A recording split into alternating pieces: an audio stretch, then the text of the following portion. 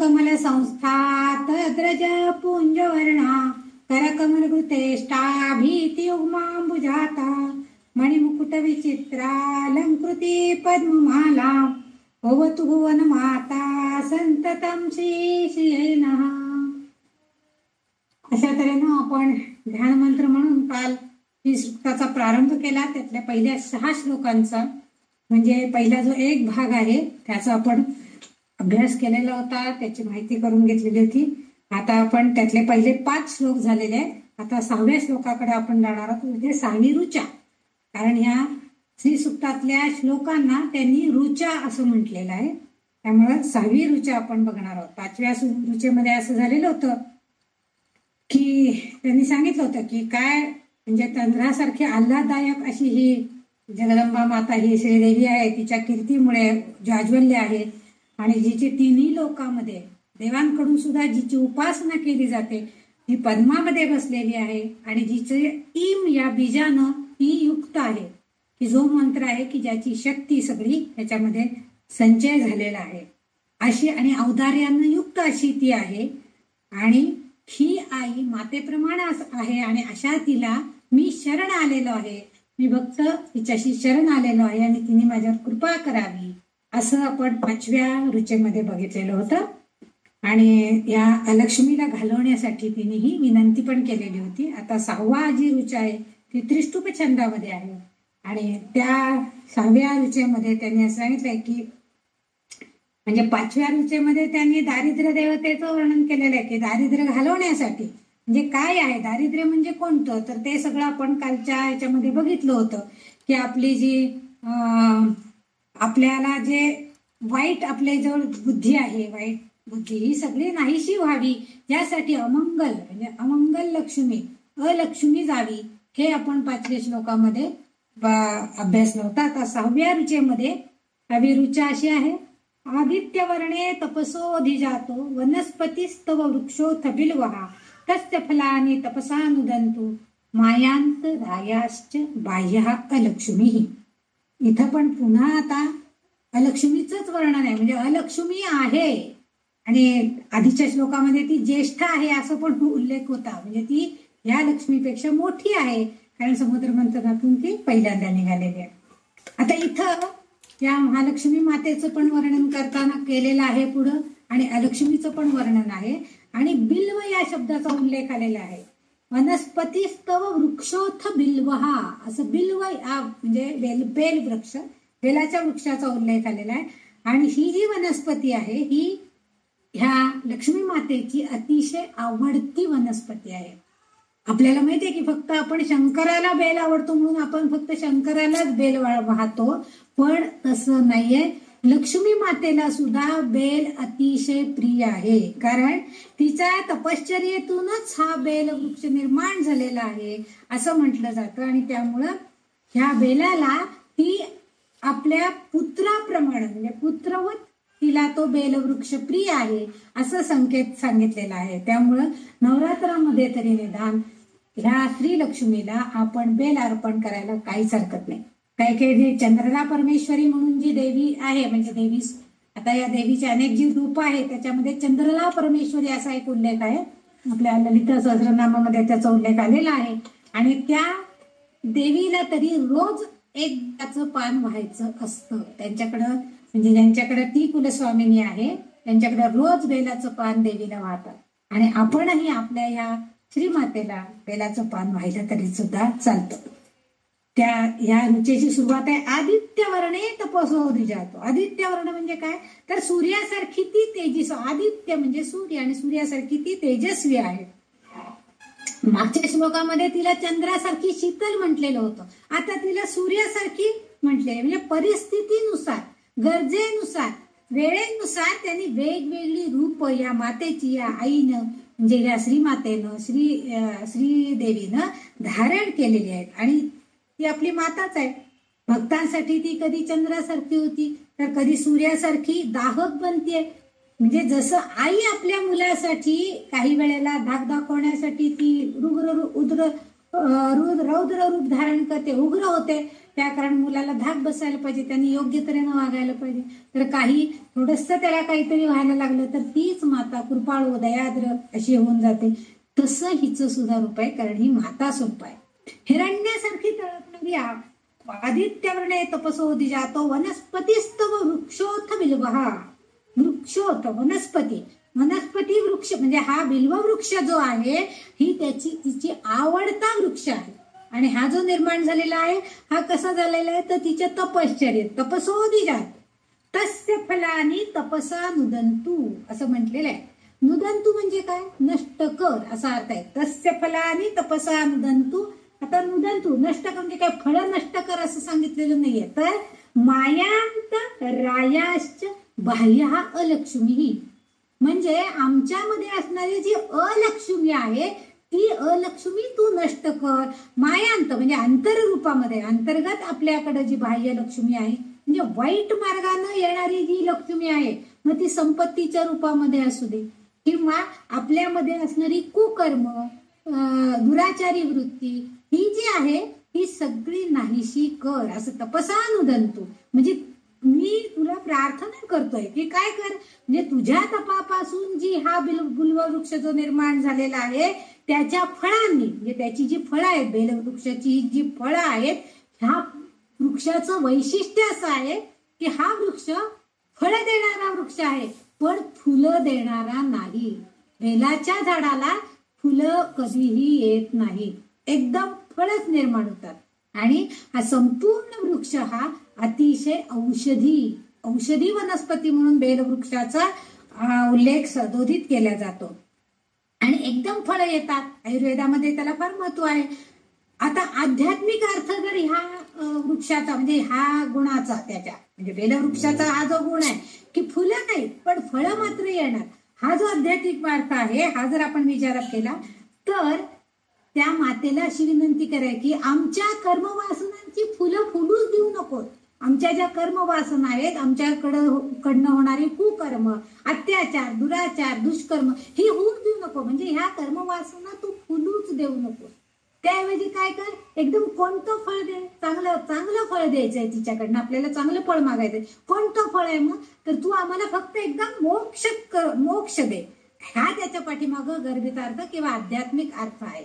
म्हणजे जसं बिल्ववृक्ष हा फूल न देता फळ देतो, तसं ह्या आईची सेवा केली, तिचा आवडता वृक्ष आहे, पुत्रवत मानणारी आहे ती त्या वृक्षाला. मग अशा मातेला जर आपण त्या बिल्ववृक्षाच्या बेलफळ म्हणजे बेलाच्या त्या पानांनी तिला अर्पण केलं, तिची सेवा केली, पूजन केलं, तर ती आपल्यातली असणारी जी वासनांची कर्मफुलं आहेत ती फुलून देणार नाही आणि एकदम मोक्षाचं फळ मात्र आपल्याला देईल. आपल्याला ते हवं आहे असं तिच्याकडनं आपण मागायचं. म्हणजे बेलासारखी आपली वृत्ती व्हायला हवी. तो वृक्ष ज्याप्रमाणे वागतोय किंवा ज्याप्रमाणे त्याची निर्मिती झालेली आहे, ज्याप्रमाणे जे घडतंय बेलफळ येणार, तर तसं आहे. कारण हा जो वृक्ष आहे याची पानं, म्हणजे वृक्ष कसा आहे, वृक्ष तो अतिशय औषधी आहे. त्याची नुसती पानं खाऊन आपल्या पार्वती मातेनं गिरिजा रूपामध्ये असताना, म्हणजे त्या हिमालयाची कन्या असताना, तिने नुसती बेलाची पानं खाऊन त्रिरात्र व्रत केलं हरतालिकेचं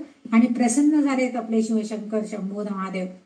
म्हणजे त्या वृक्षाच्या पानामध्ये सुद्धा इतकी ताकद आहे की तहान भूक लागतच नाही. कित्येक ऋषी मुनी अशी झाडांची काही पानं की जी झाड पवित्र आहे, त्या पवित्र झाडांपैकी एक झाड म्हणजे हे बिल्व वृक्षाचं पान आहे. म्हणूनच काही ऋषीमुनी सुद्धा तपश्चर्या करताना नुसतं काय हवा खाऊन पाणी पिऊन ते कसे राहू शकतील, तर ते काही ऋषीमुनी अशी पानं खाऊन सुद्धा तिथं राहतात. आणखीन एक असा अर्थ आहे की ह्या बेलाच्या झाडाला जी पानं येतात त्याला 3 दल असतात. म्हणजे 3 पानांचं एक पान तयार झालं, 3 दल असणारं एक पान, त्रिदल म्हणतो आपण त्याला. म्हणजे 3 छोटी छोटी पानं एकत्रित येऊन एक बिल्वपत्र तयार झालेलं असतं. तर हे जे 3 पानं जे म्हणजे प्रमाणित केलेली आहेत, तर त्यामध्ये एक पान म्हणजे सामवेद, एक पान म्हणजे अथर्ववेद आणि एक पान म्हणजे ऋग्वेद. यजुर्वेद आणि अथर्ववेद. ऋग्वेद, यजुर्वेद आणि अथर्ववेद अशा 3 पानांनी युक्त असं ते त्रिदल आहे, एक बेल पान आहे.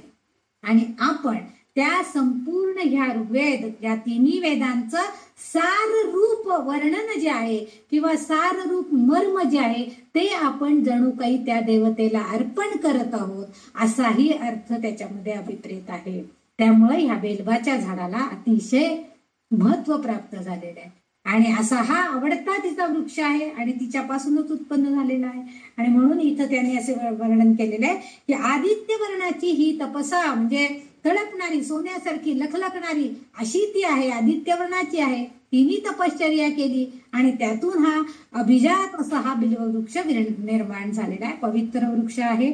आणि म्हणूनच आपल्यासारख्या सामान्य भक्तांच्या भक्तीमध्ये आपण जेव्हा भक्ती करतो तेव्हा क्षुधा तृषा हेच आपल्यासाठी विघ्न आणत असतात. पण हा बेलाचा वृक्ष लक्ष्मीला प्रिय आहे आणि म्हणून आपण ते जर तिला अर्पण केलं तर आपोआपच ही विघ्न नाहीशी होतात. आणि इथं लक्ष्मीला प्रिय म्हणजे मायांतरायाश्च बाह्य हा लक्ष्मी, बाह्य रंगामध्ये अंतरंगामध्ये असणारी म्हणजे ही कशी आहे देवता तर आदित्य वर्णाची, म्हणजे तिची अंगकांती अतिशय छान आहे, अंगकांती उशेसारखी आहे. पक्षीगण वृक्षोथ बिल्वहा तस्य फलानी तपसा नुदंतु मायांतरायाश्च बाह्य हा लक्ष्मी. आणि आपल्या भारतीय सनातन संस्कृतीमध्ये पवित्र वृक्ष जे आहेत त्यांची सांगड कुठल्या तरी आध्यात्मिक कार्यासाठी सांगड घालून दिलेली आहे. दुर्वा आपण गणपतीला वाहतो म्हणजे दुर्वांची सांगड, त्याच्यामध्ये असणारा जो थंडपणाचा गुण आहे तो म्हणजे आपल्याला जर असं सांगितलं असतं की नाही तुम्ही ते दुर्वा तोडून आणा, त्या निवडा आणि देवाला वहा, तर आपल्याला इतकं पटलं नसते. आता ते देवाला वहा त्या निमित्तानं काहीतरी आपल्याला पुण्य घडतंय म्हटल्यावर आपण नक्की गणपतीला एवढा मग 1008 दुर्वा वहा, 21 दुर्वा वहा हे आपण करतो. म्हणजे त्या निमित्तानं आपण त्या वनस्पतीच्या सानिध्यात येतो. म्हणजे औषधी वनस्पतींचा वापर व्यवहारात केला पाहिजे असाही अर्थ याच्यामध्ये अभिप्रेत आहे. म्हणून आपण त्या बिल्व वृक्षाचा म्हणजे बेलपानांचा वापर आपण करतो. म्हणजे वैज्ञानिक सामर्थ्य सुद्धा आपल्याला त्याच्यामध्ये लक्षात घेतलं पाहिजे.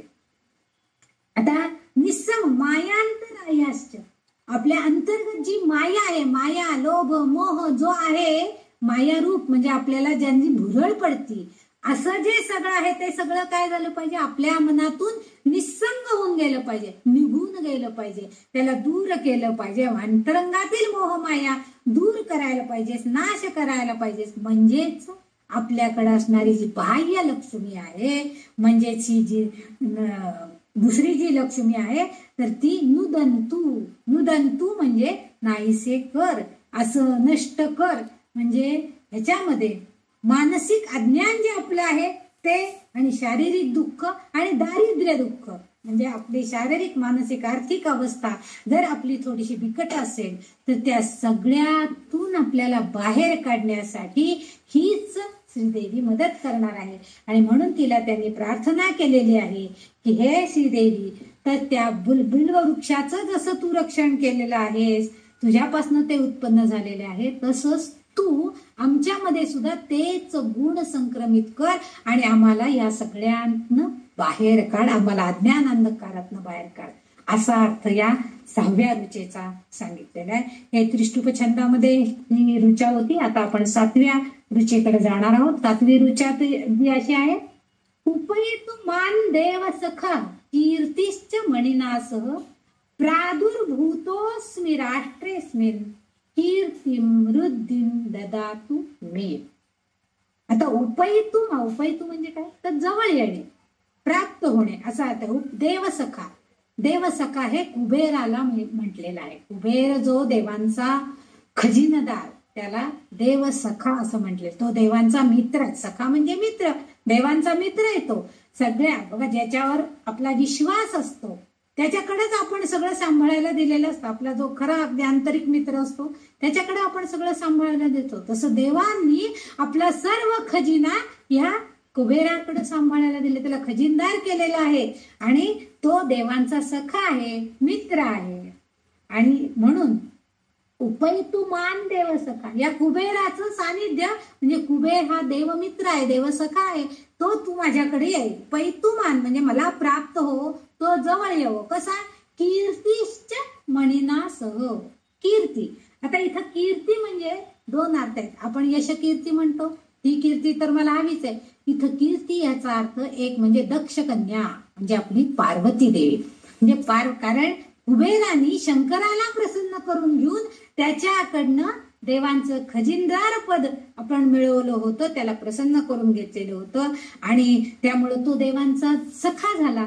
तसं लक्ष्मी म्हणजे ही देवी जी आहे, जी दक्ष कन्या जी आहे पार्वती, ही लक्ष्मी रूप आहे आणि ती आपल्या म्हणजे शंकराचा जो हा पुत्रवत मानलेला हा जो कुबेर आहे, मित्र मानलेला हा जो कुबेर आहे, त्याला ती काय करते, आपल्याला पुत्र म्हणून मानते. लक्ष्मीचा पुत्र म्हणजे पार्वतीचा पुत्र असल्यासारखं कुबेराला ती स्वतः मानते. म्हणून आपण लक्ष्मी पूजनामध्ये लक्ष्मी कुबेर पूजन असं लिहिलेलं असतं. दिवाळीमध्ये लक्ष्मी पूजन जेव्हा असतं त्यावेळेस लक्ष्मी कुबेर पूजन म्हणजे फक्त लक्ष्मीची पूजा नाहीये, तर त्यावेळेस ती पुत्राला घेऊन म्हणजे कुबेराला सुद्धा आपल्या बरोबर घेऊन आलेली असते. म्हणजे धनधान्य तर ती देणार असते, वैभव सगळं, समृद्धी संपत्ती हे सगळं ती आपल्याला देणार असते. म्हणजे कारण ती लक्ष्मी आली की आपोआप मागे तिचा पुत्र येणार. तेव्हा पुत्र आला तर त्याच्या पाठोपाठ आई आपला मुलगा काय करते हे बघण्यासाठी ती येणार. त्यामुळे अशी एकमेकांच्या वरती ते दोघे अवलंबून आहेत. त्यामुळे आपण ही लक्ष्मी कुबेर पूजन दिवाळीमध्ये करतो. हा कुबेर कसा येताना कीर्ती यश, आणि तिने सांगितले कीर्तीश्च मणिनास. आता कीर्ती तर घेऊनच आहे म्हणते ती, म्हणजे यश तर तू घेऊनच आहे. एक अर्थ कीर्तीचा यश हा आहे आणि मणी असं इथं मणी जो अर्थ आहे तो मणी म्हणजे चिंतामणी, म्हणजे का मध्ये कल्पवृक्ष आणि चिंतामणी हे तीन अशा गोष्टी आहेत की ह्या तीन गोष्टी या पुराणातील वाङ्मयामध्ये ह्या तीन गोष्टींना कल्पिलेल्या देणारे अशा या तीन गोष्टी आहेत. आणि ह्यामधला चिंतामणी जो आहे तो इच्छित फळ देणार आहे, इच्छित दिलेला देणारा आहे. आणि त्यामुळं ती सांगते की त्या कुबेराला ते सांगते, तो भक्त सांगतोय की कुबेरा तू जेव्हा येशील तेव्हा लक्ष्मीला तर घेऊन येते, आईला तर बरोबर आणस तू, पण त्याचबरोबर तू येताना मणिनासह तू मणी सुद्धा, चिंतामणी सुद्धा तू तुझ्या बरोबर घेऊन ये. कारण तो माझी त्या मणीला बरोबर तू घेऊन आला चिंतेत, तर मला मी जे चिंततोय, मी जे विचार करतोय, मी जे कामना करतोय, इच्छा करतोय ते पूर्ण करण्याची जी ताकद आहे ती त्या मण्यामध्ये आहे. त्यामुळे तू तो बरोबर घेऊन ये. म्हणजे कामनापूर्ती यशपूर्ती यासाठी चिंतामणी हवी. आता इथं आणखीन पुढचं जो चरण आहे त्याच्यामध्ये प्रादुर्भूतोस्मी राष्ट्रेस्मिन असा उल्लेख आहे. कीर्तिम वृद्धिम ददातु मे. ददातु मे म्हणजे मला दे. काय दे? यश ऐश्वर्य समृद्धी हे सगळं तू मला दे. कसं? प्रादुर्भूतोसु राष्ट्रेस्मिन. आता प्रादुर्भूत म्हणजे काय? मी ज्या देशामध्ये ज्या राष्ट्रामध्ये उत्पन्न झालो, ज्या देशामध्ये जन्माला आलो. आता इथं राष्ट्र देश त्यावेळेस असं काही नव्हतं, आतासारखे राज्य राष्ट्र गाव असं इतकं काही नव्हतं. पण म्हणजे ज्या ह्या भूतलावरती ज्या मर्त्य लोकांमध्ये मी निर्माण झालेलो आहे, मी उत्पन्न झालेलो आहे, तेथे मला काय प्रादुर्भूतोसु राष्ट्रेस्मिन. तिथं मला तू असं बनव की नीती संपन्न. इथं कीर्तीचा अर्थ आहे कीर्ती वृद्धिम ददातु मे. तू नीती संपन्नता मला दे असं त्यांनी, म्हणजे चांगल्या राष्ट्रामध्ये, नीती संपन्न राष्ट्रामध्ये, चांगल्या परंपरा असणाऱ्या राष्ट्रामध्ये मला जन्म मिळालेला आहे. आणि त्यामुळं माझ्या सगळ्या कामनांची पूर्ती व्हावी म्हणून तू त्या मण्याला माझ्या बरोबर, मणी चिंतामणी बरोबर घेऊन ये. आणखीन एक गोष्ट अशी आहे की हा सर्व जो गौरव आहे, सर्व ऐश्वर्य आहे, ही सर्व आपल्याला भगवंतांनी विभूतीमध्ये, विभूती योगामध्ये सांगितलेलं आहे. आणि तशा त्या विभूती ज्या आहेत त्यानुसार म्हणजे स्त्री देवतेच्या विभूती ज्या सांगितलेल्या, श्री, वाणी, नारी, स्मृती, मेधा, धृती, क्षमा आणि कीर्ती अशा 8 विभूती स्त्रीच्या सांगितलेल्या आहेत. भगवंतांनी आपल्या 10व्या अध्यायामध्ये 34व्या श्लोकामध्ये ह्या विभूती सांगितलेल्या आहेत. म्हणजे 8 प्रकारची स्त्री शक्ती कशी आहे तर ते ह्या 8 प्रकारांची आहे. आणि त्यामुळं अशी जिथं आहे, ज्या राष्ट्रामध्ये असं घडतंय, असा स्त्रीचा सन्मान केला जातो आहे, अशा ठिकाणी मला जन्म मिळालेला आहे. म्हणजे तो भक्त स्वतःला भाग्यवान समजतोय. आणि पुढं म्हणून तो काय सांगतोय की मला तू काय कर, कीर्तिम वृद्धिम. आता इथं वृद्धिम असा जो शब्द आहे, वृद्धिम, कीर्तिम आणि वृद्धिम, ह्या दोन्हींचं एकत्रित शब्द आलेला आहे, त्या दोन्हींचं संधिफोड करून घेतलं तर कीर्ती आणि वृद्धी. कीर्ती म्हणजे यश, संपन्नता, आणि वृद्धी. आता इथं वृद्धी हा जो शब्द आहे हा म्हणजे काय आहे तर कष्ट करून जी समृद्धी मिळणार आहे, जे ऐश्वर मिळणार आहे ते मला हवंय. म्हणजे उद्यम लक्ष्मी, म्हणजे उद्योग करण्याची वृत्ती माझी वाढीस लागली पाहिजे, ही अपेक्षा त्या भक्ताने केली. म्हणजे मला आयती सगळी लक्ष्मी मिळावी आणि मी श्रीमंत व्हावं, मी यशसंपन्न व्हावं असं अपेक्षा केलेली नाही. म्हणजे भक्त सुद्धा किती प्रामाणिक आहे. म्हणजे त्या देवीकडे जे गुण आहेत ते गुण माझ्याकडे यायला पाहिजे. तो म्हणतो की तू येणार आहेस, तू मला हे सगळं देणार आहेस, ऐश्वर देणार आहे, संपन्नता देणार आहे, समृद्धता देणार आहे. हे सगळं देताना तू मला उद्योग करण्याची माझी प्रवृत्ती सुद्धा तू निर्माण कर, की ज्या योगे मला कष्ट करून मिळवण्याची. फुकटचं मिळालं तर आता 1500 रुपये भगिनींना मिळतायत, पण काम काय करतात हो त्या? काही नाही, फक्त अर्ज भरून दिले, 1500 रुपये खात्यात जमा. पण हेच जर एखाद्या सत्कार्यासाठी त्यांची ताकद उपयोगात आणली असती आणि मग त्यांना पैसे दिले असते तर त्या कामाचं योग्य मोबदलाही त्यांना मिळाला असता आणि योग्य तऱ्हेचं कामही झालं असतं. पण हे आपल्या लक्षात येत नाहीये. म्हणून हा भक्त जो आहे तो त्या देवीला असं सांगतोय की तू कुबेराला माझ्याकडे घेऊन ये, कारण ही अभिमानी देवता आहे आणि चिंतामणीसह ती जर आली तर या मर्त्य लोकामध्ये, म्हणजे या मृत्यू लोकामध्ये, या भूतलावरती मी जो उत्पन्न झालेला आहे, ज्या राष्ट्रामध्ये उत्पन्न झालेलो आहे त्या राष्ट्राचं सुद्धा ज्या योगे सुराष्ट्र त्यांनी म्हटलंय, प्रादुर्भूतोस्मी राष्ट्रेस्मिन, तर सुराष्ट्रेस्मिन असा काही ठिकाणी उल्लेख आहे. काही पुस्तकांमध्ये, सरस्वती लेखनामध्ये त्यांनी सुराष्ट्रे, सु म्हणजे चांगलं, म्हणजे अशा चांगल्या राष्ट्रामध्ये माझा जन्म जिथं झालेला आहे तेच राष्ट्र आणखीन चांगलं होण्याकडे प्रयत्न होऊ शकेल. म्हणजे मी अखंड कार्यमग्न राहील आणि आपोआपच कष्ट करण्याची वृत्ती, उद्योगी वृत्ती माझी राहील आणि माझं राज्य पण त्यामुळं चांगलं राष्ट्र, सुराष्ट्र बनेल. म्हणून तू अशी बुद्धी मला दे, हे देवी मातेला विनंती आहे, मागणी केलेली आहे. आणि म्हणूनच पार्वती ही जी शंकराची पत्नी आहे ही इथं लक्ष्मी स्वरूप मानले गेलेली आहे, कारण कुबेर हा तिचा पुत्र मानलेला आहे. म्हणजे भक्तावर तिची कृपादृष्टी तर हवीच आहे की ज्या योगानं तो भक्त सुखी, समृद्ध, यश, कीर्ती, ऐश्वर या सगळ्यांनी युक्त होईल, हे सगळं त्याला प्राप्त होईल असा अर्थ या रुचेमध्ये अभिप्रेत केलेला आहे. यासाठी तो भक्त म्हणतोय की आता तू मला पहिल्या 2-3 पहिल्या श्लोकामध्ये त्यांनी जातवेदाला प्रार्थना केली होती, म्हणजे अग्नीला, की तू जाऊन मग सांग बाबा, तिला बोलाव, पाचारण कर. आता नाही, आता तू ये. कशी ते त्यांनी सांगितलं की तू पुत्राला घेऊन ये आता तुझ्या, म्हणजे आई आली, मुलगा आला की आई येते, आई आली की मुलगाही येणार पाठोपाठ. हे सगळं म्हणजे मातृवत प्रेम त्या भक्तावरती कसं करायचंय हे इथं सांगितलेलं आहे. आता पुढच्या 8व्या नंबरच्या रुचेचा आपण अभ्यास करणार आहोत. ही 8वी रुचा सुद्धा पुन्हा अनुष्टुप छंदामध्ये आहे. शुद्ध पिपासा मलाय ज्येष्ठाम अलक्ष्मीम नाशयाम्यहम अभूतिम असमृद्धीं च सर्वान निर्णुद मे गृहात.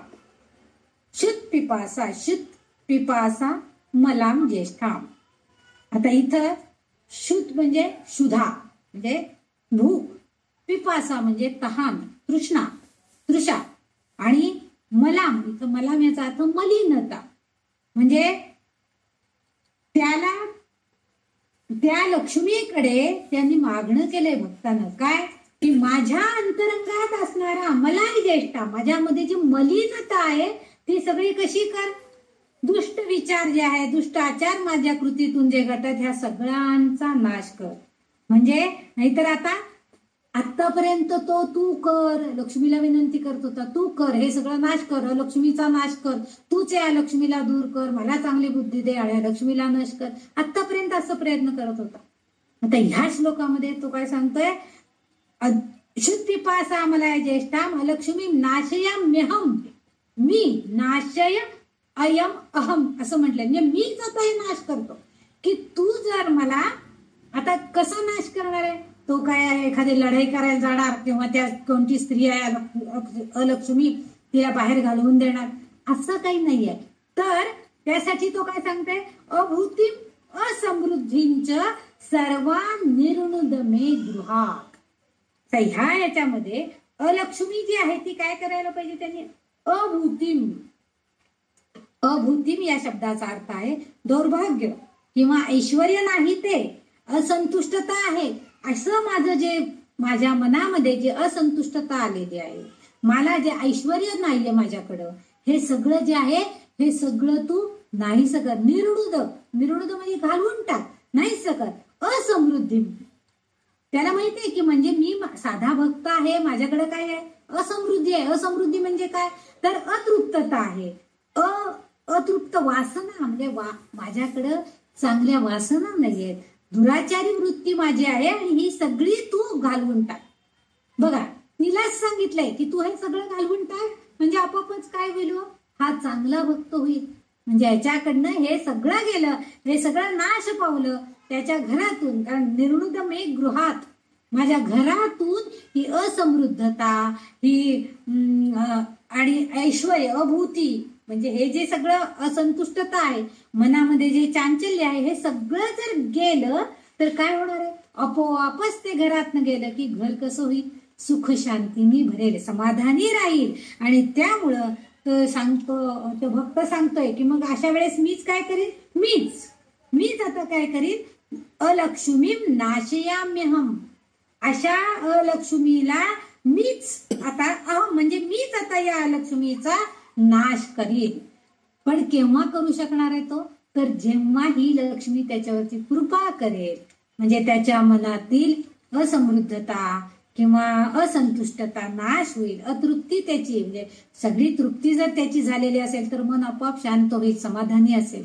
मग अशा वेळेस, कारण आपल्याला माहितीये की जर आपण म्हणजे उपाशी पोटी असू आणि एखाद्याने काहीतरी तत्वज्ञान सांगितलं सुरू केलं कोणी, तर आपण म्हणतो उपाशी पोटी कुठं तुमचं तत्वज्ञान ऐकू, आधी पोटाला खायला घाला, काहीतरी भूक लागली फार. म्हणजे भरल्या पोटी असेल तर सगळं छान वाटतं आपल्याला. म्हणजे आपल्याला ते तत्वज्ञान समजून घेण्यासाठी किंवा त्याच्यातलं मर्म जाणण्यासाठी सुद्धा आपल्याला मनाची शांती, मनाची समाधानता, मनाची समृद्धता, मनाची तृप्तता ही सगळी हवी. म्हणजे मानसिक, शारीरिक आणि आर्थिक ही तिन्ही समृद्धता तू मला दे अगोदर. हे सगळं तू दिलीस की मीच त्या लक्ष्मीला घालून टाकेन. म्हणजे काय होईल, आपोआपच ती जाणार आहे. कारण ती त्याच्यामध्ये आपोआपच ते ह्याचे वाईट विचार जर संपले तर ती लक्ष्मी आपोआपच काढता पाय घरातनं घेणार आहे. त्यामुळे तो म्हणतोय निर्णुद मेघरात, घालवून टाक तिला. तो असं म्हणतोय तूच घालवून, पण तोच म्हणजे तो स्वतः घालवून टाकणार. निर्णुद मेघगृहात, निर्णुद म्हणजे घालवून टाकायचं. म्हणून तो आधी देवतेला प्रार्थना करतोय की मी ती ज्येष्ठा लक्ष्मी जी आहे तिला आता मीच घालवणे. म्हणजे आपल्या मनातील असंतुष्टता, अतृप्ती हे सगळं जर गेलं तर आपोआपच त्या लक्ष्मी मातेला तिथं जागा निर्माण होईल, अलक्ष्मी निघून जाईल. आणि ही स्थिर लक्ष्मी जी आहे, ही श्रीदेवता जी आहे ती आपोआपच येईल. म्हणजेच त्या घरामध्ये सगळं आलबेल होईल. आणि ही विनंती, ही प्रार्थना ह्या रुचेमध्ये या भक्तानं त्या देवीकडं केलेली आहे. इथं 8वी रुचा संपलेली आहे. त्या रुचा नंबर 9 आहे. त्यामध्ये हा पण अनुष्टुप छंदातलाच आहे, अनुष्टुप छंदातलीच ही रुचा आहे. गंधद्वारा दुरादर्शान नित्यपुष्टां करीषिणीं ईश्वरीं सर्वभूतानां तामिहो पौभये श्रियम. गंधद्वारा, गंध म्हटलं की आपल्याला सुगंध एवढं माहित असतं. म्हणजे ही कशी आहे, ही कशा गुणांनी युक्त आहे, तर गंध युक्त आहे ती. म्हणजे सगळे चांगले जे वास आहे तो सगळे गंध म्हणजे चांगला वास. आपण बघतो एखादा पदार्थ चांगला झाला तर त्याचाही सुवास आपल्याला येतो. आपण कोणाचं तरी बेसनाचं लाडू भाजलेलं दिसतंय, छान वास आला. किंवा एखाद्यांच्या घरात पूजा झालेली आहे आणि सुंदर सुवासिक उदबत्त्या लावलेल्या आहेत आणि त्या घराचं दार उघडं आहे आणि आपण तिथून आलो तर आपण म्हटलं काय छान वास आला ना, उदबत्त्या खूपच सुंदर आहेत, खूप वास छान आला. एखाद्या देवळात गेलो, एखाद्या तसबिरीला सुंदर फोटोला हार घातलेला असला सुवासिक फुलांचा, निशिगंधाचा असू दे, चाफ्याचा असू दे, शेवंतीचा असू दे, आपण म्हणतो काय फुलांचा वास दरवळतोय ना. म्हणजे हे सुगंधांनी युक्त अशी ही देवता आहे, गंधवती आहे. आणि ही अशा या लक्ष्मीला गंधवती म्हटलेलं आहे. आणि अर्थातच हा तिचा सुगंध ती स्वतःकडे ठेवत नाहीये फक्त, तर ती आपल्यासारख्या भक्तांना सुद्धा प्रदान करते आहे. म्हणूनच आपल्याकडनं समजा तिची चांगली पूजा व्हायची असेल तर आपल्याला सुवासिक फुलं मिळतात. आपल्याला कल्पना नसताना सुद्धा कोणीतरी सांगतं, काकू अहो तुमच्यासाठी पण आणलीत बघा ही सोनचाफ्याची फुलं, घ्या, आज तुमच्याकडे नवरात्र बसलाय ना, या देवीला घाला. म्हणजे ती आपोआपच ती आपल्याला सुद्धा त्या सुगंध प्रदान करते आहे. म्हणजे आता हा सुगंध कशाचा असतो, आपल्याला समजा खूप धरती माता तापलेली आहे आणि अशा ह्याच्यावरती पावसाचा हलका असा शिडकावा झाला तरी सुद्धा तो मृदगंध सुद्धा ती आपल्याला देते, ती प्रदान करते. म्हणजेच काय करते तर तापलेल्या धरणीला शांत करण्याचं काम करते आणि आपल्या मनाला त्या वासानी, त्या मृदगंधानी आपोआप थोडी शांती निर्माण करून देते. हे सगळं सुगंध देण्याचं काम सुद्धा हीच लक्ष्मी करते. आणि जेव्हा पाऊस पडतो त्यावेळेस काय होतं, पृथ्वीतून धन धान्य उगवतो. जेव्हा ते छोटेसे अंकुर फुललेले असतात तेव्हा सुद्धा तिथं वास एक प्रकारचा दळवतो. शेतामध्ये जर तुम्ही त्या कुठलीही रोपं लावलेली असतील तर त्या शेतामधून फिरताना समजा हळदीची पानं, हळद लावलेली असेल तर हळदीच्या शेतातून फिरत असलो तर आपल्याला हळदीचा सुगंध येतो. इंद्रायणी तांदूळ लावलेले आहे, तांदळाच्या शेतातनं आपण जर फिरत असलो तर भात शेतीमधनं आपल्याला तो इंद्रायणीचा वास नाकामध्ये येतो. म्हणजे ह्या पृथ्वी माता जी आहे ही आपल्याला, म्हणजे ही पृथ्वी माता म्हणजे इथं लक्ष्मीच आहे. ही पृथ्वी माता लक्ष्मी रूपानं आपल्याला हा धनधान्याचा सुगंध सुद्धा प्रदान करते आहे. म्हणजे सभोवतालचं वातावरण आपोआपच सुगंधित होतं. आणि असं वातावरण जेव्हा सुगंधित असतं म्हणून आपण म्हणतो की कुठल्याही कार्यक्रमाला किंवा कुठल्याही गोष्टीला, पूजन यज्ञ या सगळ्या वेळेला काहीतरी वातावरण निर्मिती हवी. म्हणून आपण सुगंधित उदबत्त्या लावतो, सुगंधित फुलांचा वापर करतो. काही काही तर देवांना सुगंधित फुलांशिवाय दुसरी फुलं व्हायची नाहीत असा कटाक्ष असतो. वैष्णव लोक हे जास्त करून पाळतात. आपल्यासारखं अबोलीची फुलं देवाला व्हा, ज्याला काही सुगंध नाहीये, झेंडूची फुलं वाहत नाहीत. ते फक्त सुगंधितच फुलं वाहतात, शेवंतीची, चाफ्याची, मोगऱ्याची, ह्याच फुलांनी देवाला. आणि खरंच आहे, आपल्याला जसा तो सुगंध वेडावतो, मोह घालतो, तसं देवालाही तोच आवडत असणार आहे ना. पण एक मात्र निश्चित आहे, आपल्या बागेमध्ये फुललेली जी फुलं आहेत तीही देवाला आवडतात. कारण ती तुझ्या कष्टानं तू लावलेली झाड आहेत, त्याला आलेली फुलं आहेत. त्यामुळं तीही फुलं देव अतिशय प्रिय म्हणून स्वतःला अर्पण केली. आपण जर त्याला अर्पण केली तर तो आवडीनं स्वीकार करतो, हेही नक्कीच आहे. आपल्या बागेमध्ये आलेलं फूल हे देवाला अर्पण करणं हे सगळ्यात जास्त पुण्यकारक आहे. आपण पैसे देऊन तर आणतोच हो, परंतु स्वतःच्या हातांनी आपण लावलेलं झाड, त्याला आलेलं फूल हे जास्त देवाला अर्पण जेव्हा करणार तेव्हाच आपलं समाधान मनाचं आणि देवाला आवडणारी गोष्ट मिळाली म्हणून त्याचं मन आनंदित होतं आणि पर्यायानं आपणही भक्त त्यामुळे संतुष्ट होतो. म्हणून इथं हा सुगंध वाटून देण्याचं काम एक गंधद्वारा दुरादर्शन. आता दुरादर्श म्हणजे काय, इथं दुरादर्श म्हणजे ह्याचा अर्थ त्यांनी असा म्हटलेला आहे की दुरादर्श म्हणजे कोणासही पराभव करण्यास अशक्य असणारी. आता ह्या देवीला जेव्हा देवदानव युद्ध होतं तर त्यावेळेस त्या देवीला सगळ्या देवांनी आपली आयुध दिली होती आणि त्यांना तिला शक्ती प्रदान केलेली होती. मग अशी शक्तियुक्त असणारी अशी ही जी देवता आहे हिचा पराभव करणं कुणालाही शक्य नाही. म्हणजे कोणासही पराभव करणे अशक्य असणारी, म्हणजे तिचा पराभव, तिचं निर्दालन कोणा करणे होणं म्हणजे तिची ताकद, ती शक्ती देवता म्हणून आहे. आणि त्यामुळं ती देवी सगळ्यांना म्हणजे सभोवत आली. सुगंध तर ती वाटतेच, गंधद्वारा दुरादर्शन नित्य पुष्टांकरीशन, म्हणजे तिला कोणी हरवू शकत नाही, इतकी ताकदवान ती आहे. ती सगळ्यांना गंध वाटतीये, वातावरण सगळं परिसर आसमंत सगळ्या सुगंधानं भरून टाकते. आणि नित्य पुष्टांकरीशन, नित्य पुष्टा म्हणजे कायमची पुष्ट म्हणजे संतुष्ट करणारी आहे. कायमची. आता ज्या पृथ्वीच्या भूमातेवरती धनधान्य, पर्जन्यवृष्टी चांगली झाली, भरपूर ऊन पण पडलं आणि भरपूर पाऊस आणि पडला तर आपोआप धनधान्य चांगलं येतं. म्हणजे पुष्ट करण्याचं काम, चांगलं भरपूर देण्याचं काम जे आहे हा तिच्यामध्ये आहे. नित्य पुष्टाम करीषिणी.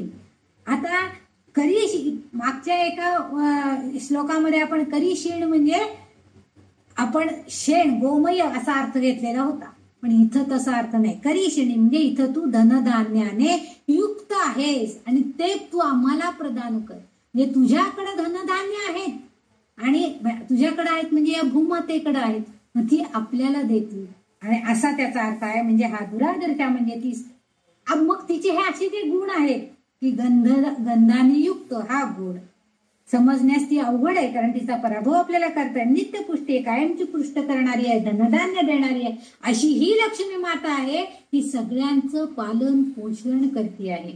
आणि इथं करीषिण म्हणजे गोमाय, गाईचं शेण, शेणा माती करीषिणी म्हणजे इथं पण गोमय मागच्या ह्याच्यामध्ये पण होता, इथं द्वैअर्थी करीषिणी शब्द आलेला आहे. करीषिणी म्हणजे शेणपणा. आता इथं करीषिणी शेण जर असा घेतला, गोमय अशा अर्थाने जर घेतलं तर हे गाईचं शेण म्हणजे पशुधन त्यासाठी समृद्ध असायला हवं. पशुधनाची समृद्धता असेल तर भूतलावरती जास्तीत जास्त हा गोमयाचा वापर केलेला आपल्याला दिसतो आणि त्यामुळं विपुल खत निर्मिती होती आणि त्याचं ते खत आपल्या या भूमातेमध्ये म्हणजे आपल्या शेतांमध्ये जर गेलं तर आपोआप धनधान्याची चांगली निर्मिती होते. म्हणजे एकमेकावर हे अवलंबून आहे आणि हे सगळ्याची कृपा ही आपली श्रीदेवी आपल्यावरती करते. यामुळे धनधान्यांची संपन्नता येते आहे. येथे जेव्हा मला वाटतं करीषिणींचा अर्थ आत्ता झालाय का, मागच्या एका श्लोकामध्ये आलेला नव्हता, मला वाटतं मी वाचताना वाचलेलं आहे. करीषिणी म्हणजे गोमय. तर इथं त्याच्या पाठीमागे एक कथा सांगितली जाते की जेव्हा देव आणि दैत्यांची लढाई चाललेली होती आणि दैत्यांचा सतत जय होत होता आणि देव सारखेच पराभूत होते आणि कुठेतरी आता लपायला हवं, अशा वेळेस ते गाईच्या पोटामध्ये लपायला गेले. सगळे देव लपले पण कुबेराला उशीर झाला जायला, त्याला गाईच्या पोटात जागा मिळाली नाही. मग तो म्हणाला आता मी कुठं लपू, मला कुठं स्थान आहे, मला स्थानच नाही गाईच्या पोटामध्ये, मी कुठं थांबू आता. जेव्हा विष्णूंनी त्याला, भगवंतांनी त्याला सांगितलं की तू असं कर की तू गोमय जे आहे म्हणजे गाईचं जे शेण आहे त्या शेणामध्ये तू लपून राहा, म्हणजे तू त्या शेणामध्ये वास्तव्य कर असं त्यांनी सांगितलं. म्हणजे गाईच्या पोटामध्ये असणारी शेणाचा साठा जिथं आहे तिथं तू राहा म्हणून त्याला सांगितलं. कुबेरला पहिल्यांदा थोडस राग आला, म्हणजे वाईट वाटलं आपल्याला अशा ठिकाणी जागा नाही मिळत, कारण पण त्याला उशीर झालेला होता. आणि मग जेव्हा शंकराच्या भक्तीनं जेव्हा शंकर प्रसन्न झाल्या तेव्हा नंतर त्याला तर खजिनाची जागा मिळाली, खजिनदार म्हणून त्याची नेमणूक झाली. आणि त्याचबरोबर त्यांनी त्याला सांगितलं की लक्ष्मी पूजनामध्ये तुझ्या आई बरोबर तुझी सुद्धा पूजा केली जाईल, हा हेही वरदान दिलं. आणखीन एक गोष्ट म्हणजे आपण दिवाळीमध्ये अंगण सगळी सारवतो किंवा काही ठिकाणी पांडव घालण्याची प्रथा आहे बघा, शेणाचे 5 पांडव असे घालतात आपण.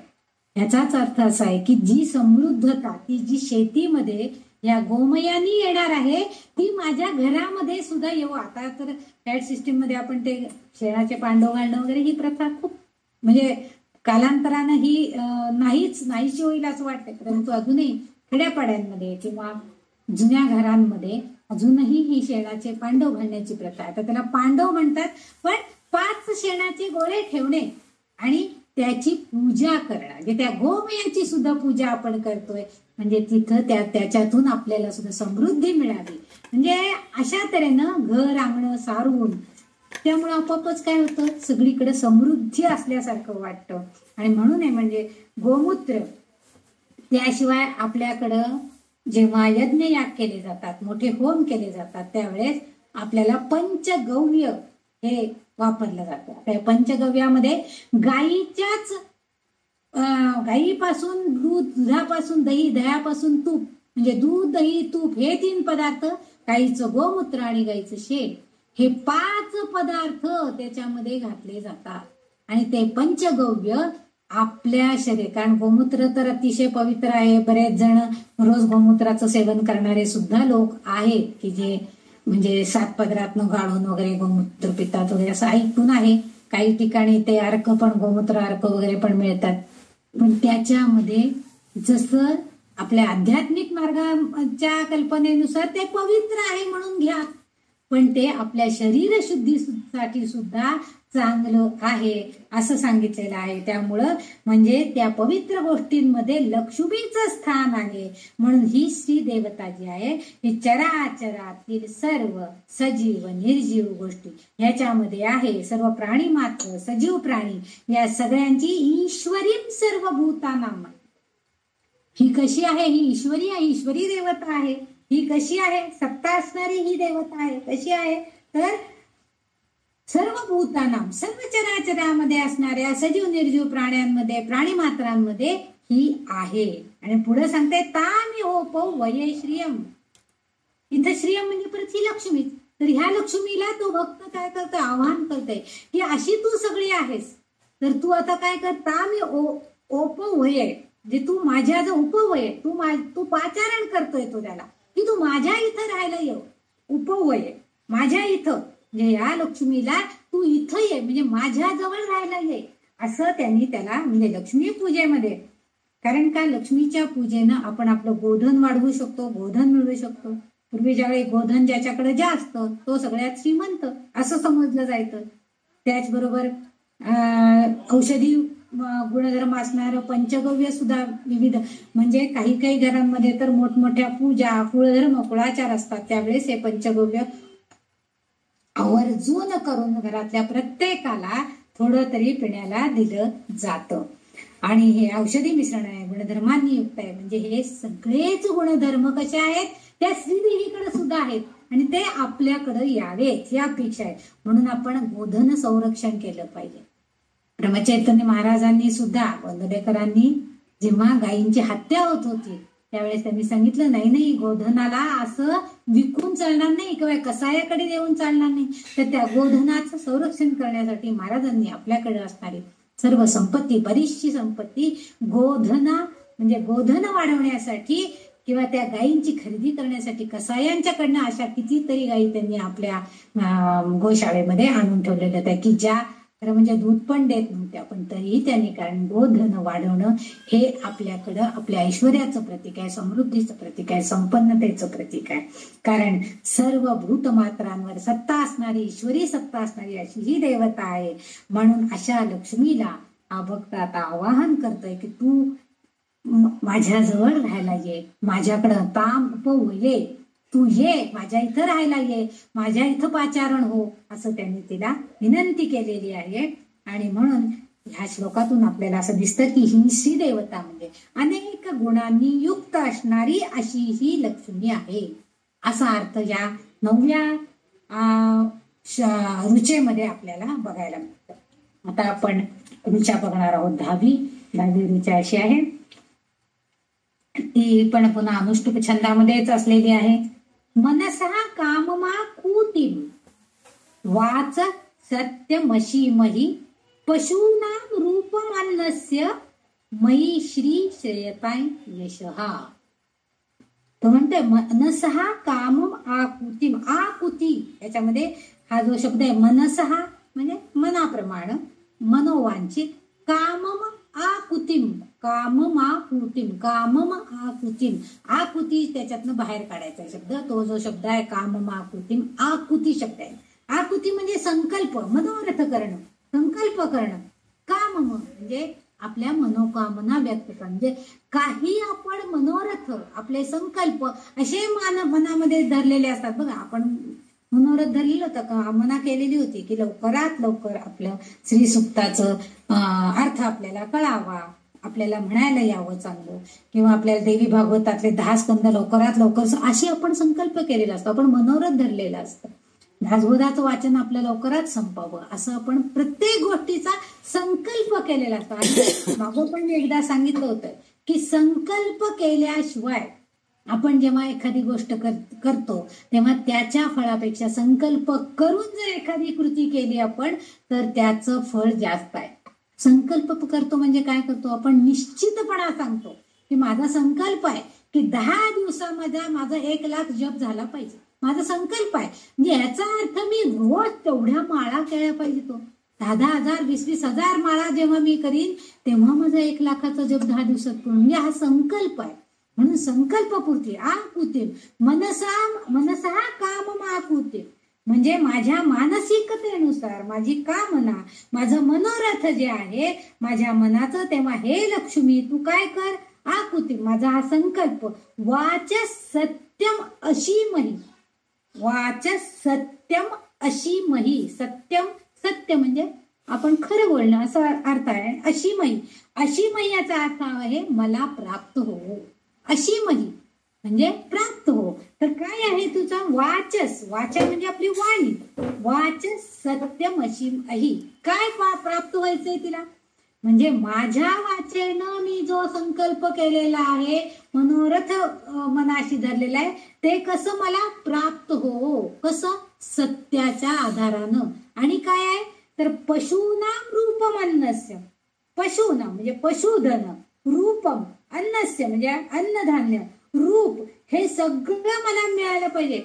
कधी, मयी श्री श्रेयताम यशा, मयी म्हणजे माझ्या ठिकाणी, श्रेयताम म्हणजे आश्रय करो, म्हणजे हे पशुधन, ही अन्न प्राप्ती म्हणजे माझ्याकडे धनधान्याची मुबलकता हो, माझ्याकडे भरपूर पशुधन प्राप्त हो मला, असं त्यांनी अपेक्षा केलेली आहे. म्हणून ती सांगते की या ठिकाणी ही लक्ष्मीची मनोकामना जी आहे, मनोरथ जे आहेत, जे मी प्रगट करते, ज्या कल्पना मी करते आहे, त्या सर्व प्रत्यक्षात कशा या, प्रत्यक्षात याव्यात, म्हणजे सत्यात यायला पाहिजे.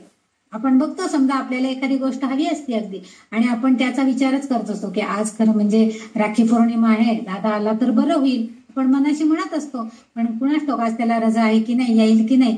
पण तेवढ्याच वेळामध्ये तो जर आपला भाऊ दारात येऊन उभे राहिला तर सत्य म्हणजे सत्यात प्रगटीकरण झालेलं असं की आपल्याला त्याचा आनंद जास्त मिळतो. तसं माझ्या मनामध्ये ज्या मनोवांछित इच्छा आहेत, कामना आहेत, त्या सगळ्या प्रत्यक्षात सत्यात आल्या तर कशा, मी बोललेलं खरं व्हायला पाहिजे, वाचा सिद्धी म्हणतो आपण त्याला, तशी यायला पाहिजे. कारण पण केव्हा येते, जेव्हा आपण ते जो संकल्प आहे तो चांगल्या प्रकारे पूर्ण करू तर आपल्याला वाचस येते. वाचा त्यांनी काय म्हटलंय, वाचस सत्यम अशीमही, तशी मला वाचा सिद्धी प्राप्त हो की जेणेकरून मी केलेले संकल्प पूर्णास जावोत आणि चांगल्या प्रकारे सत्याचा मार्गानं, म्हणजे आपण जेव्हा सत्याचा आधार घेऊन सद्वर्तन करून सत्यवचनानं सत्मार्गानं चालतो, तेव्हाच काय होणार आहे, आपोआपच आपल्यातली अलक्ष्मी म्हणजे आपल्यातले वाईट विचार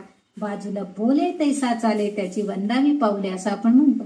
म्हणजे जेव्हा आपण जसं बोलणार आहे, जे आपण बोलतो म्हणजे अगदी भाषणामध्ये किंवा प्रवचनांमध्ये अगदी मोठमोठे गुणांचं वर्णन करायचं, असं पाहिजे तसं पाहिजे, हे पाहिजे ते पाहिजे, आणि तिथून खाली उतरलं प्रवचनकाराने त्यांच्या व्यासपीठावरनं की लगेच गुटख्याची पुडी खायची आणि काढायची आणि खायची, हे जे वर्तन आहे, तर त्यावेळेस आपण ते जर आपल्याला दिसलं तर त्यांचं वचन म्हणजे त्यांनी जे बोललेले आहेत ते बोलणं आणि त्यांची कृती यांचा मेळ बसत नाही.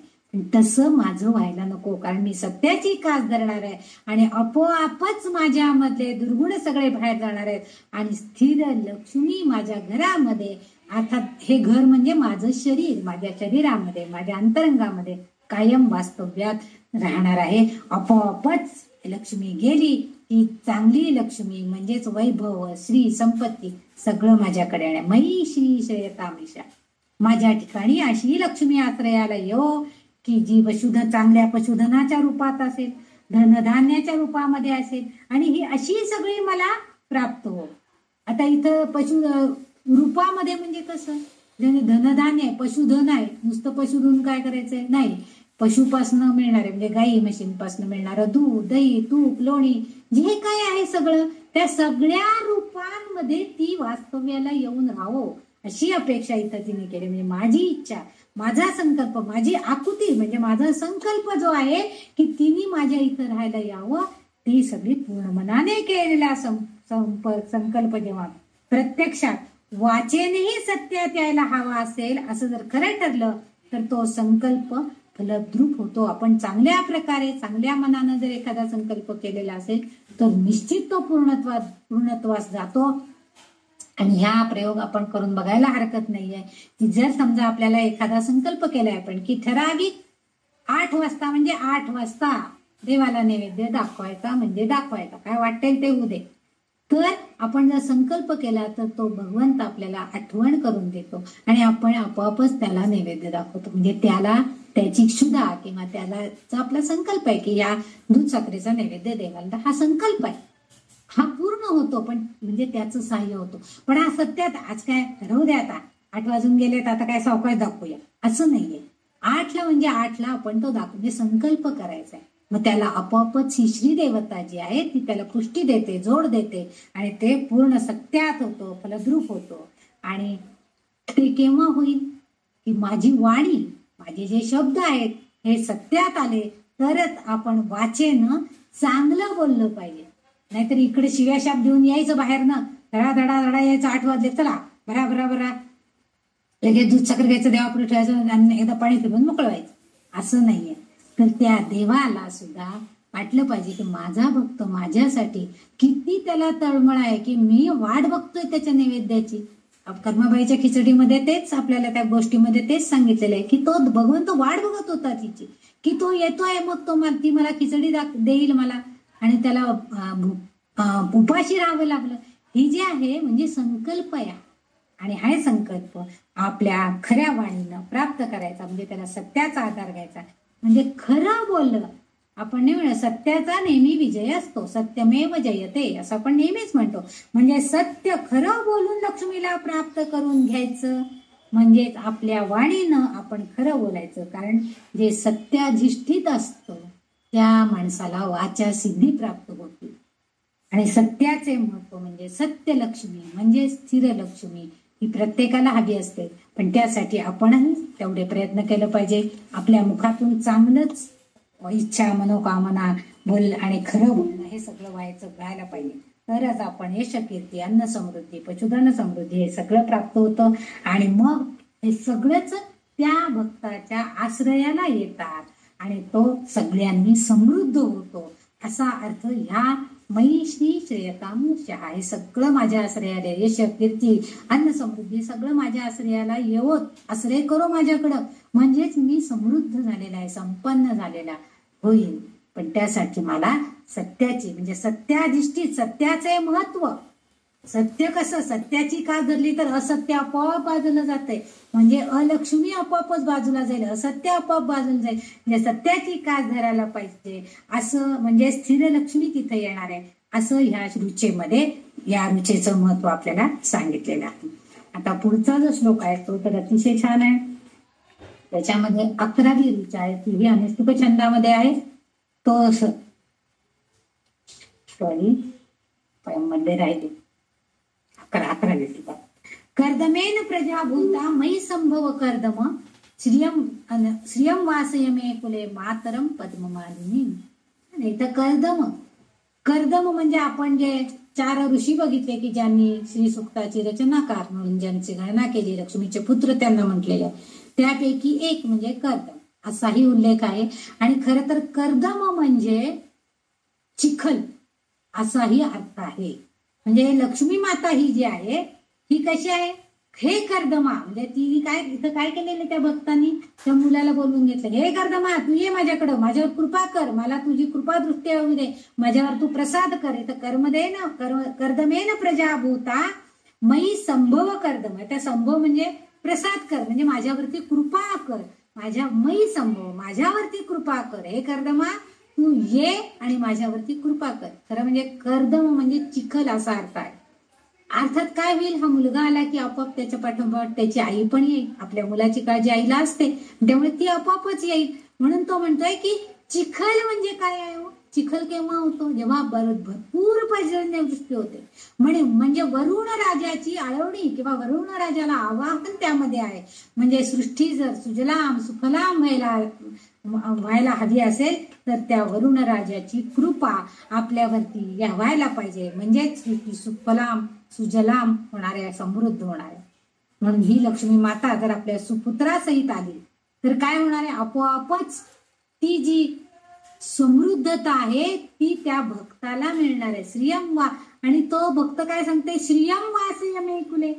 श्रियम म्हणजे हे देवी, श्रियम म्हणजे देवी, हे देवी, त्या श्रीदेवीला काय सांगते, श्रियम वासयमे कुले. वासय म्हणजे वास कर, इथं राहा. कुठं, कुले म्हणजे माझ्या घराण्यामध्ये, माझ्या वंशामध्ये. वासयमे कुले, माझ्या वंशामध्ये राहा, म्हणजे माझ्याकडे राहा असं म्हणत नाहीये बघा, स्वार्थी भावना नाहीये तिथं. श्रियम वासयमे कुले, तू माझ्या कुळामध्ये राहा. म्हणजे आपण म्हणतो ना, संबंध कुटुंबाला किंवा संपूर्ण कुळाचीच चांगली प्रगती व्हावी, चांगली संपन्नता लाभावी, म्हणजे सगळ्या कुळाचा उद्धार करण्यासाठी म्हणून ही जी ऋचा आहे याच्यामध्ये तो भक्त म्हणतोय की हे कर्दमा, की तू माझ्यावर कृपा कर आणि तू तिचा सुपुत्र आहेस. प्रजाभूता म्हणजे प्रजा म्हणजे इथं सुपुत्र, आणि भूता म्हणजे कारण तिच्यामुळं, त्या कर्दमामुळं ही लक्ष्मी माता पुत्रवती झालेली आहे. कारण तिला कर्दमाला आपण तिचा लक्ष्मीपुत्र असं म्हटलेलं आहे. त्यामुळे ही पुत्रवती माता जी आहे, म्हणजे मुलं आता इथं पुत्रवती माता याचा अर्थ ती काय आहे, माता आहे, पुत्रवती आहे म्हणजे समृद्ध आहे, संपन्न आहे, मातेचं तिला लाभलेलं आहे मातृत्व. मग अशी जी माता आहे ही काय करे, ती सुपुत्रासहित आहे. सुपुत्र आहे तिचा तो. कर्दम हा नुसता पुत्र म्हटलं नाही, सुपुत्र म्हटलेला आहे. चांगला मुलगा आहे. मुलगा नुसता असून उपयोग नाही, चांगला मुलगा असणं हे जास्त भाग्याचं आहे. म्हणून तो भक्त म्हणतोय की हे तू सुपुत्रासहित हे लक्ष्मी माते, तू माझ्यावरची कृपा कर आणि माझ्या कुळात वास कर. म्हणजे एका पिढी पुरतं मर्यादित नाहीये. आपण जे परंपरागत कुळवंश आपले जे असतात त्या कुळामध्ये पिढ्यान पिढ्या ह्या कुळामध्ये ह्या लक्ष्मीने युगान युगे त्या आपल्या पुत्रासहित वास्तव्य करण्याचे यावे, म्हणजेच तिथं ही स्थिर लक्ष्मी यावी. म्हणजे काही घरांमध्ये आपण म्हणतो त्यांचं घरंदाज घराणं आहे, खानदानी घराणं आहे असे उल्लेख केले जातात. तर हे असतं म्हणजे काय असतं, तर पिढ्यान पिढ्या त्या घरामध्ये स्थिर लक्ष्मी असते. म्हणजे जरी ते भाऊ वेगळे झाले तरी सुद्धा खानदानीपणा किंवा जी संपन्नता आहे ती त्यांच्याकडे असते, कारण ही स्थिर लक्ष्मी त्यांच्याकडे वास्तव्य करण्यास आलेली असती. आणि म्हणून इथं हा भक्त त्या पुत्राला कर्दमाकडे तो मागणी करतोय की हे कर्दमा, तू सुजलाम सुफलाम ही जशी पृथ्वी करतोस तसं माझं घराणं सुद्धा सुजलाम सुफलाम कर. म्हणजे पुत्र पौत्र कलत्र ह्या सगळ्यांवरती तू कृपा कर.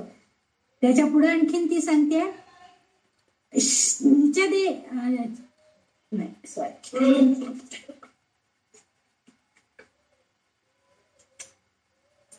श्रियम वास्तयम कुले मातरम पद्ममालिनी. आता इथं पद्ममालिनी म्हणजे पद्माच्या माळा, म्हणजे कमळांच्या माळा. आता तिचं वर्णन त्यांनी केलेलं आहे. कशी आहे ती, तू कशी आहे माझ्या इथं स्थिर राहण्यासाठी, तर कशी आहे, पद्ममालिनी म्हणजे कमळांच्या माळा गळ्यामध्ये परिधान करून, म्हणजे त्या कुळामध्ये ती येते तेव्हा सर्वे संतु म्हणजे सर्वेपि सुखिना संतु सर्वे संतु निरामयः, हे जे आहे ही भावना याच्यामध्ये आहे. तिने कमळ पुष्पांच्या माळा घरामध्ये, कारण ती भूमी लक्ष्मी म्हणून इथं आलेली आहे. त्या कुळामध्ये असणारी जी जमीन, जे गोधन, जे काय आहे वैभव, त्या सगळ्यामध्ये तीच वास करते. तिने गळ्यामध्ये कमळ पुष्पांच्या माळा धारण परिधान केलेले आहेत. अशा या श्रीमातेला, या पुत्रवतीला माझ्या घराण्यात सदैव वास करण्यास हा प्रार्थना करतोय भक्त. म्हणजेच आपल्या भारतीय संस्कृतीमध्ये, भारतीय सनातन संस्कृतीमध्ये आपण कुटुंब व्यवस्था जी आहे ती योग्य होण्यासाठी मदत करण्यासाठी तिला सांगितलंय. तिची कृपा असेल तर अशी कुटुंब आहेत की ज्यांच्या घरामध्ये एकत्र कुटुंब पद्धती कित्येक पिढ्या चाललेली असती, आणि याचा अर्थ तिथं स्वार्थाला थारा नाही, एकमेकाला मदत करण्याची भावना आहे, निस्वार्थीपणानं एकमेकाला सहाय्य करतात. आणि सर्वेपि सुखिनः सन्तु सर्वे सन्तु निरामयाः अशी त्यांची वृत्ती असते, आणि ती आपल्यामध्ये यावी अशी प्रार्थना हा भक्त ह्या मातेकडे, मातरम हे देवी माते मी तुझ्याकडे प्रार्थना करतोय त्या श्रीदेवीला, असं ह्या 10व्या रुचेमध्ये आपल्याला बघायला मिळेल. 11व्या रुचेमध्ये. आता आपल्याला बघायचे 12वी रुचा. 12व्या रुचेमध्ये आता एका कर्दम ह्या पुत्राचं तिचं नाव घेऊन झालेलं आहे. म्हणजे त्याला तिने पाचारण, म्हणजे त्या भक्तांनी पाचारण केलं, त्याची आठवण केली. आता पुढचा जो श्लोक आहे त्याच्यामध्ये आपसृजंतु स्निग्धानी चिक्लीत वसमे गृहे निच देवी मातरम श्रियम वासय मे कुले. तर ह्या रुचेमध्ये त्यांनी काय केलेलं आहे, तिचा जो दुसरा पुत्र आहे कर्दम झाल्यानंतर चिक्लीत हा दुसरा पुत्र आहे. आणि ती त्याला तो काय सांगतोय, भक्त काय सांगतोय, आपसृजंती स्निग्धानी चिक्लीत वसमे गृहे. चिक्लीत हा जो पुत्र आहे त्याला सांगतो वसमे गृहे, माझ्या घरामध्येच येऊन राहा तू. कारण काय होईल, त्याच्या पाठोपाठ आपोआप श्री येईलच, श्रीदेवी येईलच तिच्या पाठोपाठ. म्हणून त्या तुझ्या मातेलाही तू आपल्या बरोबर घेऊन ये आणि माझ्या घरात तू वास्तव्य कर. आता इथं आपसृजंतु पहिली, आता हे दुसरी ओळीचा अर्थ सांगितलं. पहिल्या ओळीमध्ये आपसृजंतु स्निग्धानी, आप म्हणजे पाणी, जल, आपतत्व, जलतत्व, पंचमहाभूतामधली जी तत्व आहे त्याच्यामधलं एक तत्व. तिथं त्यांनी असं सांगितलंय की कारण पहिला जो जीव सृष्टीमध्ये जीव प्राणी निर्माण झाला, जीवजंतू निर्माण झाला, तो पहिल्यांदा पाण्यामध्ये निर्माण झाला. पाण्यामधला जलचर स्वरूपामध्ये तो पहिल्यांदा निर्माण झालेला आहे. नंतर उत्क्रांती होत होत आजचा सजीव प्राणी, म्हणजे आपण सगळे नरदेहधारी सजीव प्राणी जे आहोत ते सगळं उत्क्रांतीमधलेच आपण आहोत. त्यामुळे या चिक्लीत ऋषीला त्यांनी सांगितलंय की हे ऋषी, तुम्ही माझ्या वंशात कायमचं वसमी गृहे, कायमचं माझ्या गृहामध्ये यायला, घरामध्ये वास्तव्य करायला, माझ्या वंशामध्ये, माझ्या घरामध्ये राहायला या.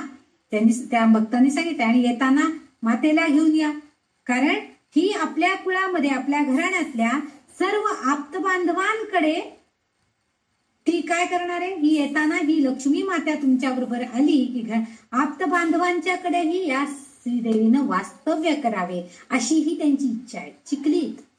आता इथं चिक्लीतचा दुसरा अर्थ असा आहे की उदकाभिमानी देवता, म्हणजे उदक म्हणजे पाणी, पाण्याचा अभिमान असणार, म्हणजे पाण्याशी संबंधित असणारी देवता, त्याला सुद्धा चिक्लीत असंच म्हटलेलं आहे. इथं द्वयार्थी चिक्लीत शब्द आलेला आहे.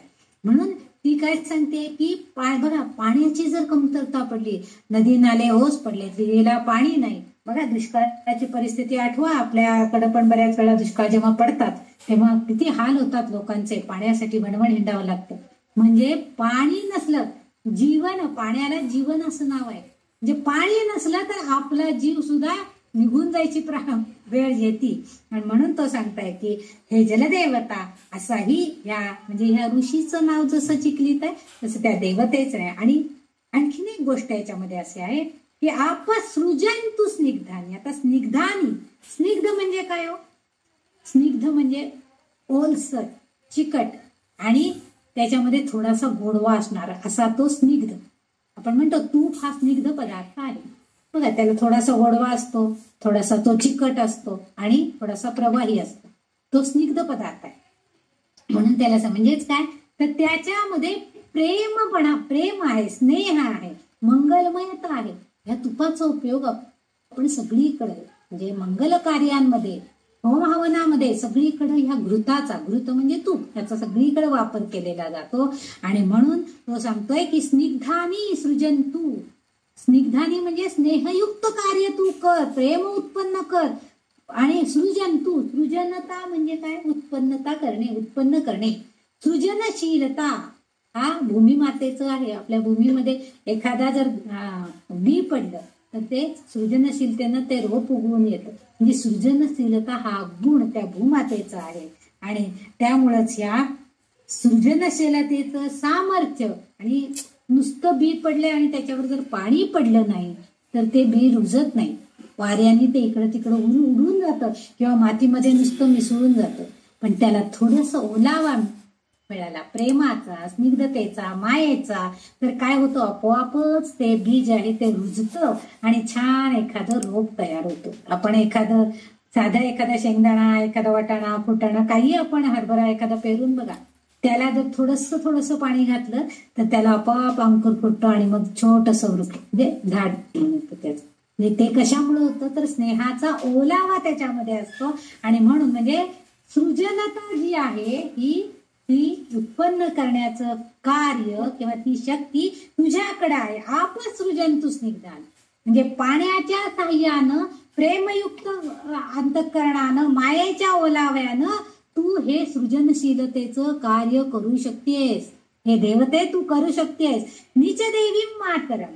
आता इथं नीच देवी म्हणजे अशा रीतीनं माझ्या घरामध्ये सुद्धा वंशाची सृजनशीलता म्हणजे आपण म्हणतो ना आमच्या वंशाला कुलदीप आला असं आपण एखादा मूल जन्माला आलं तर काय कुलदीपक आला म्हणजे कुळाला वंशाला वृद्धी आलेली आहे, वाढ आलेली आहे, सृजनशीलतेचं प्रतीक आहे. आणि म्हणून इथं तो भक्त त्याला सांगतोय की हे चिखलिता, हे उदकाभिमानी देवता की जी जलतत्वाची प्रेरणा असणारी ही शक्ती आहे, ही देवता आहे. याला सांगतोय की तू प्रेममय होऊन स्नेहमय होऊन तू माझ्या वंशामध्ये माझ्या कुळामध्ये वास कर. आता तो त्याच्या कुळात वास करायला आला की आपोआपच काय होणार आहे त्याच्या स्नेहाच्या ओलाव्यानं सृजनता म्हणजे वंशवृद्धी सुद्धा होणार आहे. म्हणून इथं त्याने म्हटलेलं आहे नीच देवी मातरम श्रियम वासय मे कुले. माझ्या कुळामध्ये तू येऊन राहा आपोआपच त्यामुळे सृजनशीलतेचा हा जो गुण आहे आपतत्वाचा जलाचा हा आपल्याला, कारण आपण बघतो गर्भ सुद्धा आपल्या हृदयामध्ये जेव्हा वाढत असतो तेव्हा तो जास्तीत जास्त पाण्यामध्ये वाढत असतो. डॉक्टरांकडे तपासायला गेले की ते सांगतात की नाही या बेबीच्या भोवतीचं पाण्याचं आवरण कमी झालेलं आहे त्यामुळे आपल्याला ताबडतोब आता सिझेरियन करायला पाहिजे, असा वाट बघून उपयोग नाही असं सांगतात. म्हणजेच काय तर त्या पाण्यामध्येच त्या गर्भाची सुद्धा वाढ म्हणजे सृजनशीलतेचा हा जो गुण आहे या मातेचा लक्ष्मी मातेचा हा गुण त्या पाण्यामध्ये आहे. म्हणजे सृष्टी निर्मिती ही पाण्यातच पहिल्यांदी झालेली आहे. म्हणूनच आपतत्वाला म्हणजे त्या सृजन देवतेला श्रीदेवीला त्या जलदेवतेला चिखलिताला तो भक्त आवाहन करतोय की तू काय कर उत्पादनासाठी हे आपतत्व आवश्यक आहे आणि त्यामुळं हे ऋषी या तत्वाला अनुसरून तू कार्य कर आणि माझ्या घरामध्ये तू राहायला ये. कायमचा वास्तव आहे. कुलमे कुले श्रियनवास नीच देवी. नी म्हणजे इथं कायमचं माझ्या वंशामध्ये कायमचं वास्तव्याला आहे. बघा काही घराण्यांमध्ये एकाड एक पिढ्यांमध्ये वंशवृद्धी होत असते, काही जणांमध्ये एका घराण्यामध्ये वंशवृद्धीच होत नसते, एखाद्या घराण्यामध्येच वंशवृद्धी व्यवस्थित होत असते. असेही घराणी असतात. काही म्हणजे आपण आता वैज्ञानिक दृष्ट्या त्याच्यामध्ये बरेचसे काही गुणधर्म असतात, परंतु हे आपतत्व जे आहे हे सृजनशीलतेचं प्रतीक आहे, पुनरुत्पादनासाठी त्याचं प्रतीक आहे. म्हणून या श्रीदेवतेला हा भक्त प्रार्थना करतोय की तू माझ्या घरात ये म्हणजे आपोआपच माझ्या वंशाची वृद्धी होत राहील, वाढ होत राहील, पुनरुत्पादनाचं कार्य व्यवस्थित होईल. असा हा जो 12वा मंत्र आहे हा श्लोक बऱ्याच वेळेला मंत्रप्राप्ती पुत्र प्राप्तीसाठी मंत्र म्हणून त्याचं उच्चारण केलं जातं. कारण हा मंत्र जर ठराविक वेळेला 1008 वेळेला वगैरे म्हटला तर पुत्र प्राप्ती होती असा उल्लेख काही ठिकाणी आहे असं म्हणतात. म्हणजे हा एक मंत्र आहे. आपण मंत्र म्हणून जर ही 12वी ऋचा म्हटली तर पुत्र प्राप्ती होऊ शकते असं म्हणतात. असं म्हणजे हा आपतत्व जे आहे याचं महत्व म्हणजे भूमातेचं महत्व सांगितलं, आपतत्वाचं महत्व सांगितलंय.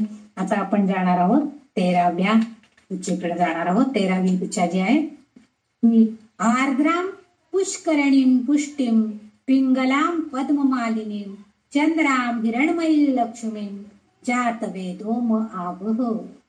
आणि ही जे आहे हे पहिल्या वेळेला पण आपल्या पहिल्या दुसऱ्या श्लोकामध्ये पण असा उल्लेख बऱ्यापैकी आलेला आहे. आर्द्रा म्हणजे मागच्या खेपेला सांगते एका श्लोकामध्ये आपण बघितलं आर्द्रा म्हणजे ओलेती असणारी मायेचा ओलावा असणारी. पुष्करणी पुष्टी, पुष्करणी म्हणजे पुष्करणी याला सरोवर असा अर्थ आहे आणि दयाद्र ओली मायाळू अशी ही देवता आहे. आणि सरोवरामध्ये पुष्करणीम पुष्टीम पिंगलाम पद्ममालिनी ही पद्ममालिनी जी आहे ही देवी जी आहे कमलपुष्पामध्ये वास करणारी, त्या सरोवरामध्ये अनेक कुमल पुष्प उगवलेली आहेत आणि पुष्करिणी पुष्टी. इथं पुष्टी म्हणजे काय तर समृद्धता देणारी असा अर्थ आहे, म्हणजे धान्य पोषण करणारी. हिरणमयी लक्ष्मी, चंद्राम हिरणमयी लक्ष्मी, तिसऱ्या ओळीचा अर्थ आहे चंद्राम हिरणमयी लक्ष्मी, म्हणजे चंद्र जसा शांत शीतल असतो, हिरणमयी लक्ष्मी. हिरण्य म्हणजे आता इथं अलंकाराने युक्त अशी ही लक्ष्मी आहे. त्याशिवाय पिंगलाम, पिंगट वर्णाची आहे. इथं तिचा वर्ण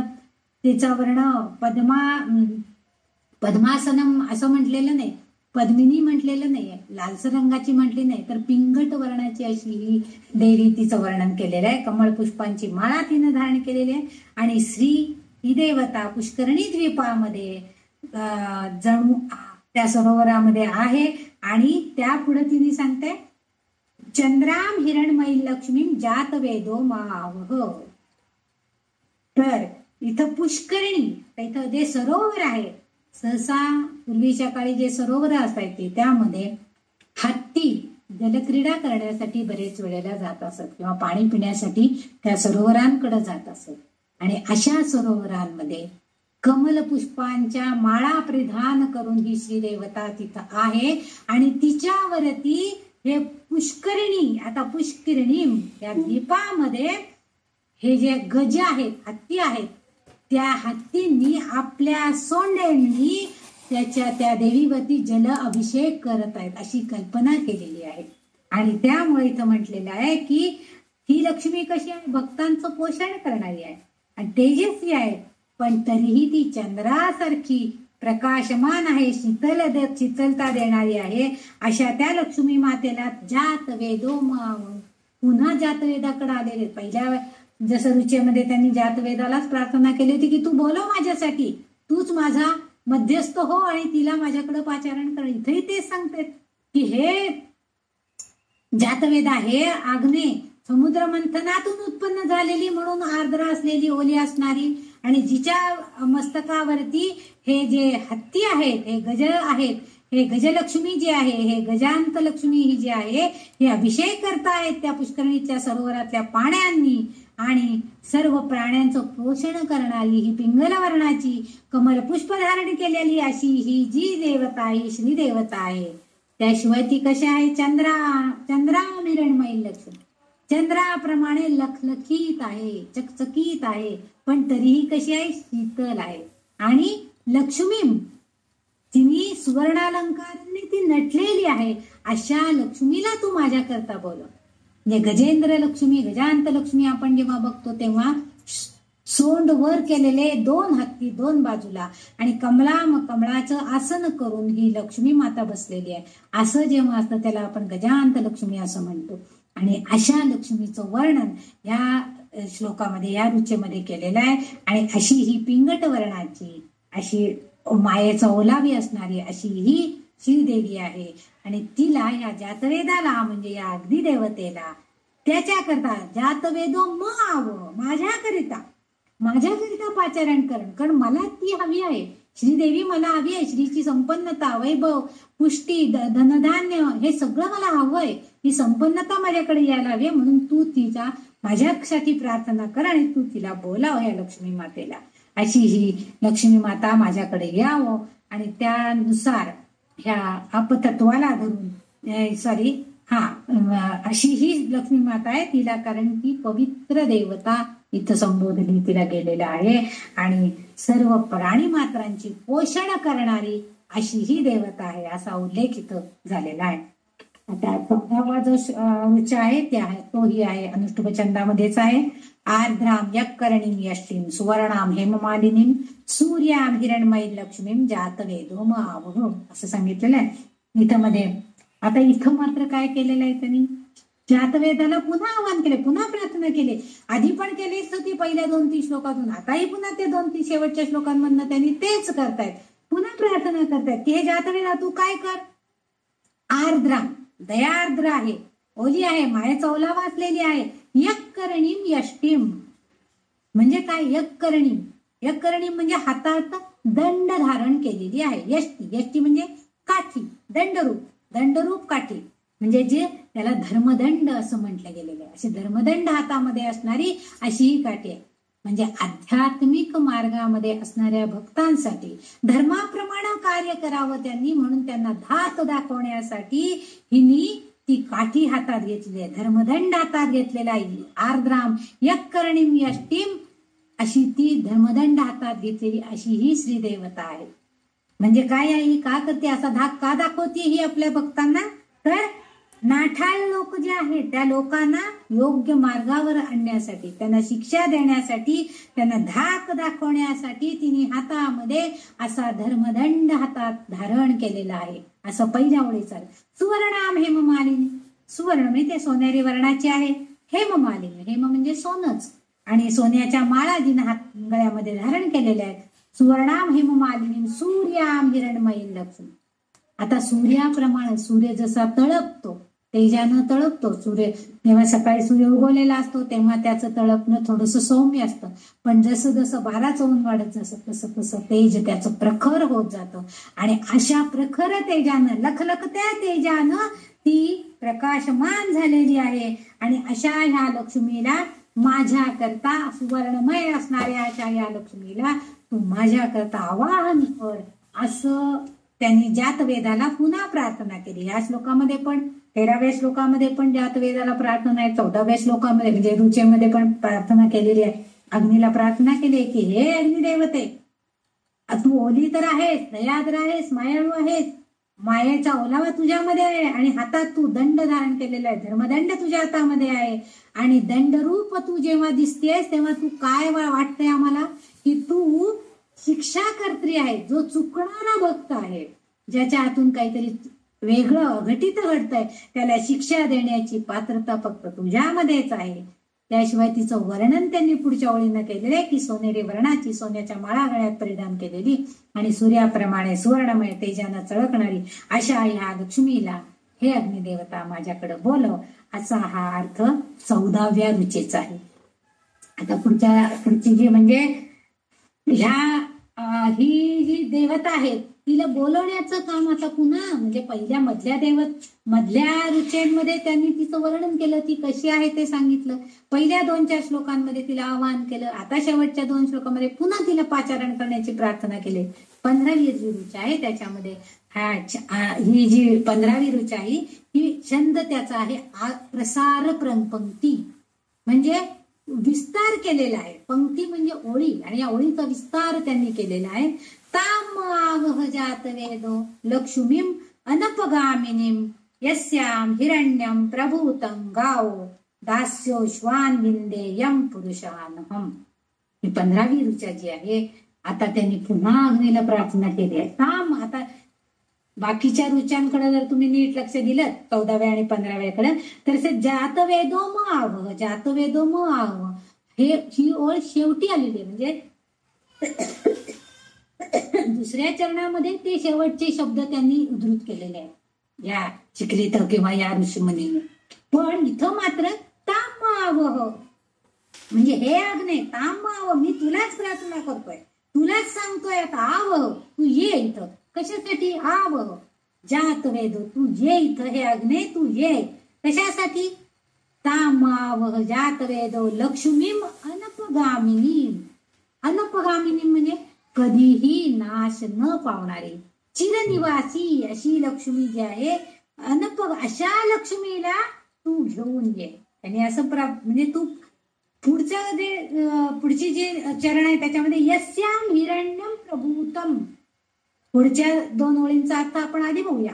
यस्याम हिरण्यम प्रभूतम गावो दास्यो श्वान विंदेयम पुरुषानः.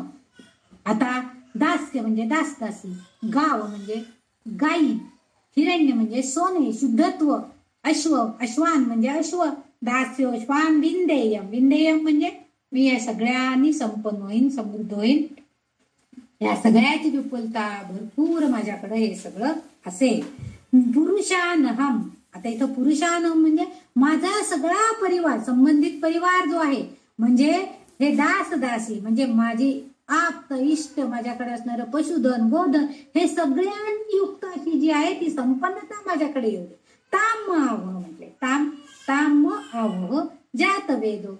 म्हणजे हे अग्निदेवते तू ये, अशा त्या लक्ष्मीला तू माझ्याकडे घेऊन ये.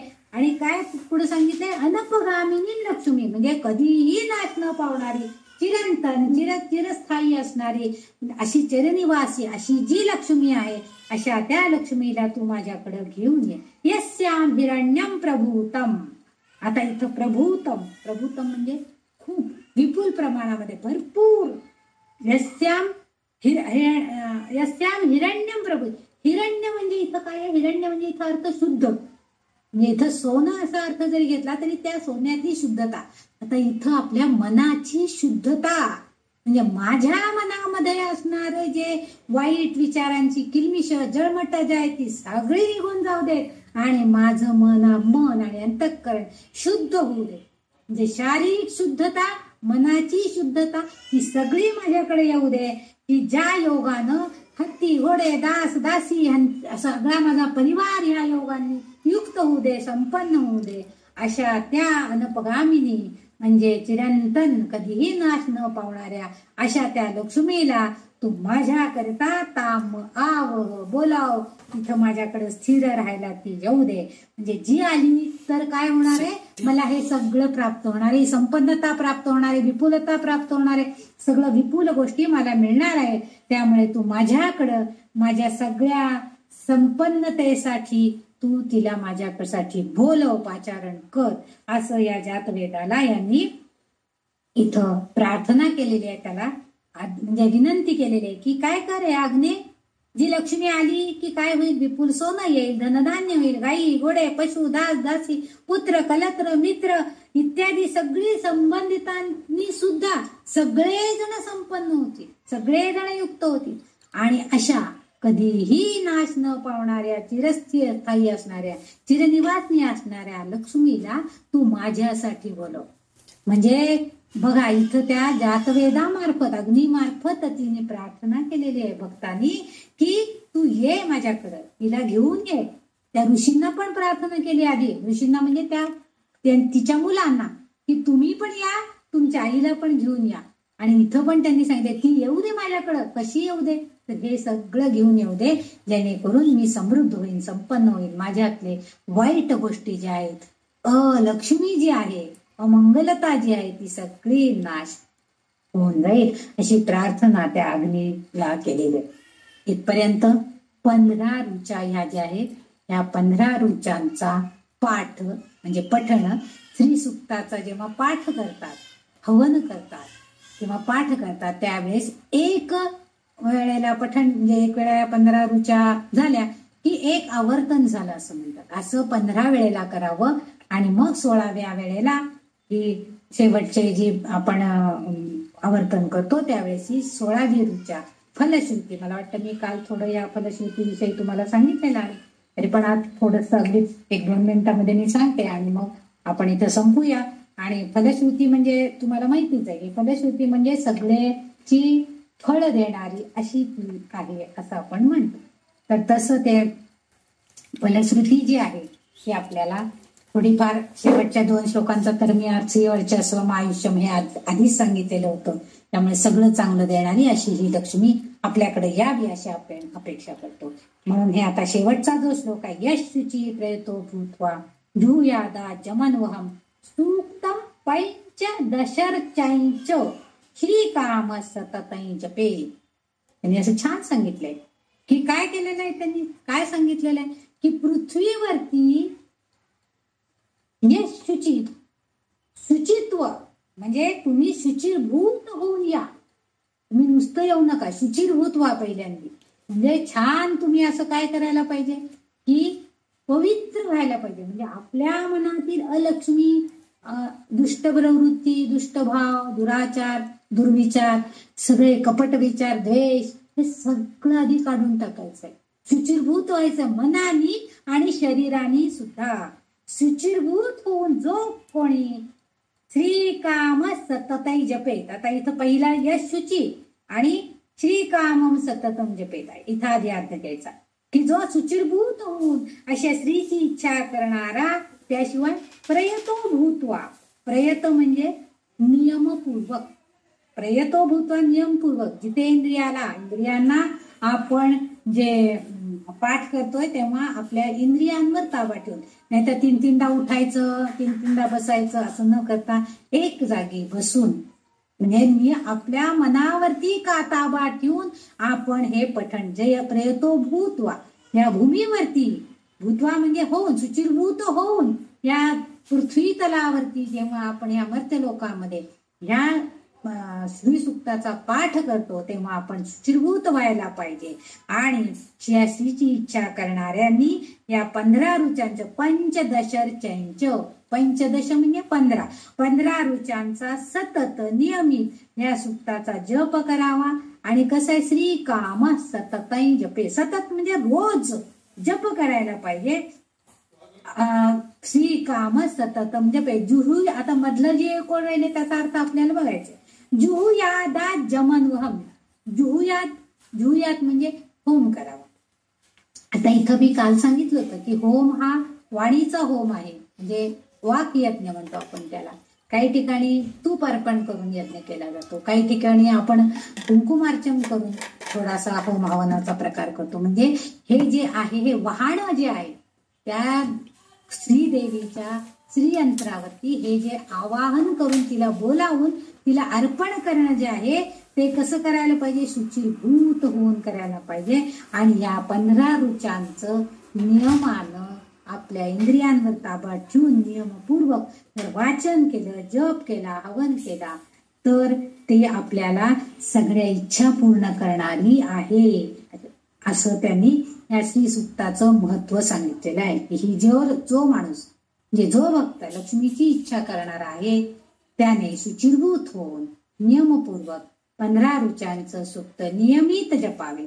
आणि या सुक्ताचा रोज घृतद्रव्याने होम करा. आता घृतद्रव्य म्हणजे तूप कमीत आणि किती, एक वेळा जरी समजा 15 वेळा जरी तुम्ही ते श्री सुक्त म्हणायचं जरी ठरवलं ना, तरी एक निरांजन गच्च भरून जर तूप घातलं तर आपण 15 ऋचा, म्हणजे या 15 ऋचा 15 वेळेला आपोआप म्हणू शकतो. एक ऋचा झाल्यावर एक थेंब जरी तूप टाकलं तरी पुष्कळ आहे.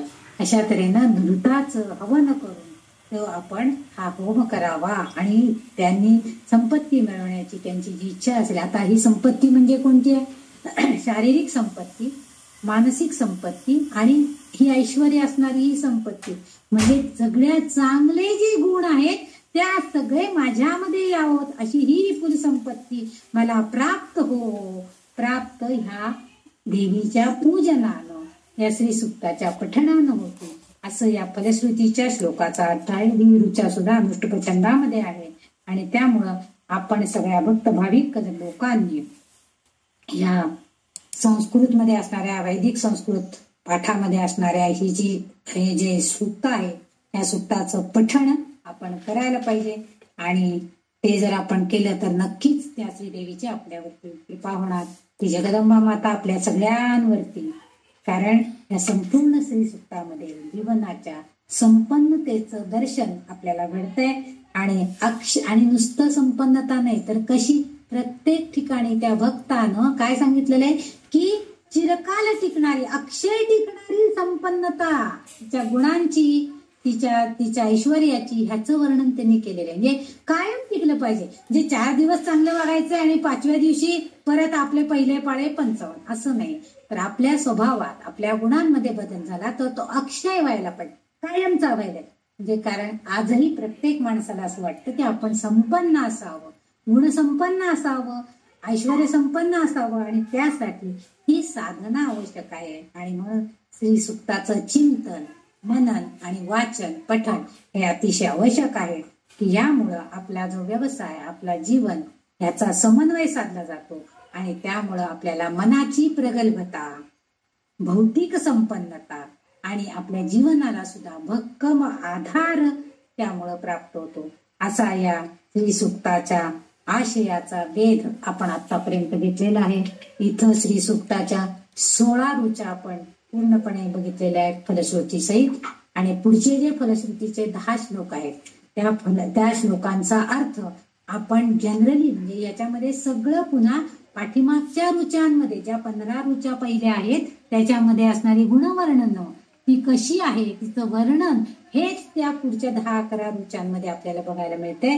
आणि आपण पुढं केव्हा तरी आपल्याला जेव्हा वेळ असेल तेव्हा आपण ह्या 10-11 रुचांचा पुन्हा अभ्यास, म्हणजे अभ्यास नाही, काय वर्णन केलेलं आहे, पण ही सगळी फलश्रुती आहे. म्हणजे तिने ते सगळे गुण त्या साधकाला, त्या भक्ताला द्यावेत अशीच अपेक्षा या फलश्रुती. म्हणजे फलश्रुती म्हणजे काय आहे की मला हे मिळावं, हे श्रीदेवी माते मी तुझी भक्ती करतोय, या श्री सुक्ताचा पाठ करतोय, त्याच्यामुळे मला संपन्नता मिळावी. आणि त्या संपन्नतेसाठी तुझे जे हे सगळे गुण आहेत की तुझ्याकडे असणारा तेजस्वी वर्ण, तुझ्याकडे असणारे तेजस्वी गुण, समृद्धता, संपन्नता, ऐश्वर्यता, ही सगळी मला यावी, हीच अपेक्षा फलश्रुतीच्या श्लोकांमध्ये आहे. म्हणजे जरी आपण नाही अर्थ पुढं बघायला आपल्याला जमलं तरी सुद्धा ते सगळं ती, आणि देव आपल्याला देण्यासाठीच बसलेला आहे. आपण नाही मागितलं तरी सुद्धा माझ्या भक्ताला काय हवंय हे त्याला नक्की माहित असतं, आणि त्यामुळं तो त्या वेळेला ते आपल्याला देत असतो. आणि तसंच ही श्रीदेवता माझ्या सगळ्या भगिनींना, माझ्या सगळ्या सखींना अशीच ऐश्वर्य संपन्नता, विपुलता, समृद्धता ही सगळी देव, ही तिच्या चरणी प्रार्थना करते. आणि आज इथंच आपण ह्या श्री सुक्ताचा थोडासा माझ्या मतीला जसा कळला तसा अर्थ सांगण्याचा मी प्रयत्न केलेला आहे. काय चुकलं असलं, राहिलं असलं तर ती चूक माझी आहे, पण जे काय मला सांगता आलं ती तिचीच कृपा आहे असं मी समजते. आणि त्या श्रीदेवीच्या चरणी नतमस्तक होऊन मी आज इथंच आपली रजा घेते, इथंच थांबते. जय जगदंबा, जय श्री महालक्ष्मी.